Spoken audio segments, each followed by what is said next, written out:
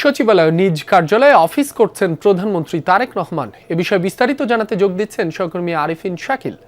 আরিফিন, দিনব্যাপী প্রধানমন্ত্রীর আজ কি কি কর্মসূচি রয়েছে একটু বিস্তারিত জানাবেন আমাদের। মূলত রাব্বি, আজকে সকাল থেকেই প্রধানমন্ত্রী জ্বালানি মন্ত্রী এবং প্রতিমন্ত্রীর সঙ্গে তিনি একটি বৈঠক করছেন, যেখানে মূলত জ্বালানি তেলের দাম সমন্বয় করার এক ধরনের সম্ভাবনার কথা শোনা যাচ্ছিল, সেটি নিয়ে মূলত আলোচনা হচ্ছে। সিলন টি রপ্তানিতে শীর্ষে।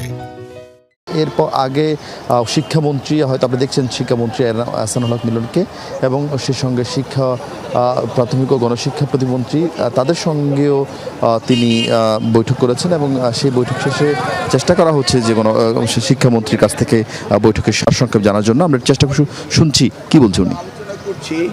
যে অনলাইন এডুকেশনকে প্রমোশন করা, এবং যেহেতু world wise crisis, not only Bangladesh, and we don't know how long this crisis will continue, সেই কারণে আমরা ভাবছি যে আমাদের স্কুল সিস্টেমগুলোকে অনলাইনে এনে তাদেরকে অন অ্যান্ড অফ, মানে ব্ল্যান্ডিং সিস্টেম, মনে করেন উইকলি আমাদের 5 দিন ক্লাস ছিল, এখন আমরা কিছু ক্লাস আওয়ার লস করেছি রোজার ছুটিতে এবং বিভিন্ন রকমের দেশের আন্দোলন সব মিলিয়ে।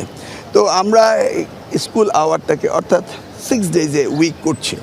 ইন দ্য মিন টাইম আমাদের ফুয়েল ক্রাইসিস, ইন্টারন্যাশনাল ক্রাইসিসের কারণে আমরা ভাবছি যে ব্ল্যান্ডিং করা যায় কিনা, অন এবং অফ আসবে এবং অনলাইনে, সেটা নিয়ে আমরা আলোচনা করেছি এবং সেগুলিকে আমরা বাস্তবায়ন করার জন্য ইতিমধ্যে আমি সার্ভে করেছি। 55% পিপল চাচ্ছে, ইউজার্সরা চাচ্ছে যে তারা যেন অনলাইনে যায়, বাট কমপ্লিটলি অনলাইনে যদি যাওয়া হয় আমরা আবার আনসোশ্যাল হয়ে যাব, সেটা আমরা ভাবছি। It's education. সো তাহলে সিস্টেমটা কি হতে পারে?